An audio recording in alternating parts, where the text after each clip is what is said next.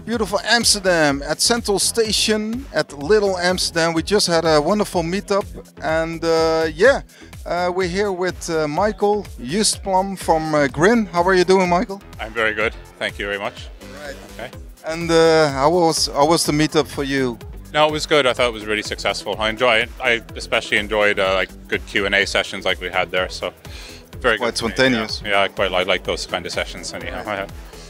What's your role within the Grin project? Okay, my role within Grin, I'm a developer. Like there are many developers in the project. I'm just one of them. I've been working on Grin for coming up on about 2 years now, working on various things. Right now, my main focus is mostly the wallet code and the wallet API, and which is what I'm working on now. I'm working on it full time. I've been funded several times by the community to keep doing my work, and I hope it lasts into the future. And that's what I'm working on today. Well, what's actually your personal motivation to be part of this upcoming project? Actually, my interest is really technology, and I think that the kind of new and emerging technologies that are coming out in Grin and just being tested right now, they really kind of interest me as a developer, and there's a lot of technical challenge outside. Same like my motivation is purely kind of technical and interest. Like I enjoy getting up in the morning and going to my desk and working on the day's issues. So that's what it does for me anyhow. Right, yeah. Right. Of course, one of the futures of Grin is the privateness. Is it something that is necessary in this technology, in this blockchain technology? In order to be a good cache, I think it is necessary, because cache is anonymous by its nature. It has anonymous uses. Grin, like unlike a lot of some other cryptocurrencies, is there's no opt-in here. It's private by default. Of course, if you want to put more tracking on it, if you want to make it a bit more public, to record what's happening, you can do that on top of Grin. But because Grin is private by default when you use it, it makes it a much better alternative for cache, I think, than kind of more necessarily open forms of blockchain. We also have the benefit of 10 years worth of hindsight on what Satoshi was trying to do. So yeah, originally he was trying to be digital cash.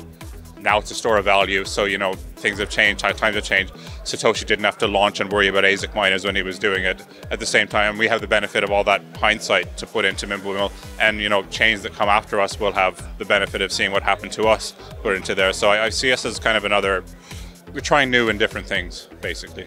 Yeah. Yeah, because the other future is, of course, the scalability. I mean, you have privateness, scalability, that's also a new future. So it's an infinite supply. It is infinite supply, yes, but kind of as I was saying in the Q&A session, it's still very conservative from an inflationary standpoint. And the important thing isn't really the supply itself or how restricted it is, it's that it's predictable.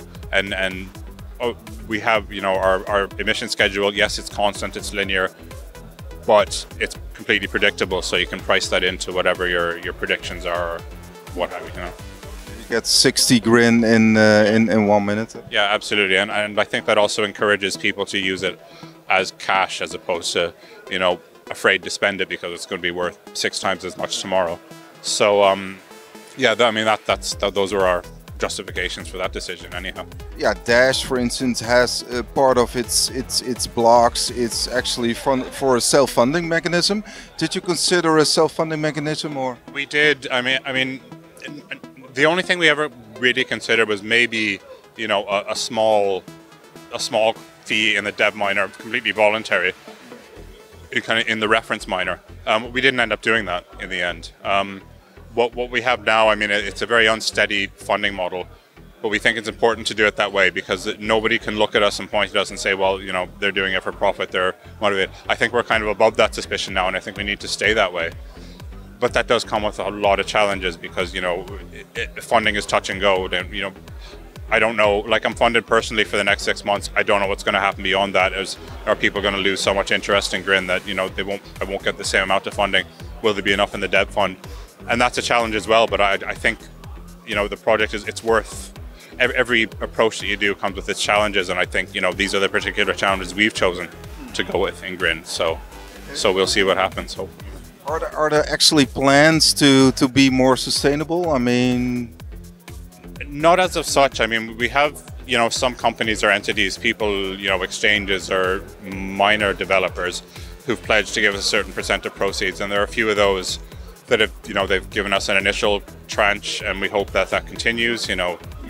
Every month we see. So maybe at some point we'll have something akin to a cash flow where we see, we have enough people contributing, we'll be able to make decisions a bit more than, a month into the future. But again, I don't know. We'll have to see. Yeah. The conclusion we came to from that is, it's much better for us to focus on the core technology. So instead of trying to build a mobile wallet or a web wallet, we'll build the libraries and the underlying technologies to let the rest of the community build web wallets easily on top of that. And we can see that's starting to work. I mean, we have quite a few wallets been announced. There's a mobile wallet, an iOS wallet that's already been produced, and it's using those libraries. So really our focus is going to be on enabling the community rather than trying to build, absolutely everything ourselves. Last question. Are there any other projects? Actually, in your own presentation, you mentioned Bitcoin and Monero. Are there any other projects that you like or you get inspiration of? I do. I mean, Monero is actually a big inspiration for how we do things, in that there's no central entity. The funding system, the forum funding system, is something we took to do our own kind of development. Bitcoin, obviously. I mean, the heads behind Bitcoin have all been kind of in the community in Grin as well, and watching and what have you. So we have large respect for all the developers and mathematicians working on that. So it's basically we've tried to model ourselves after a very, very small number of coins. Basically, Bitcoin being one. Monero, I think, is another that gets our respect as well. So they're not the only ones. I'm not trying to be exclusive here, but that's Thank you very much, Michael, for your time, and all the best with the project. Okay, thank you very much.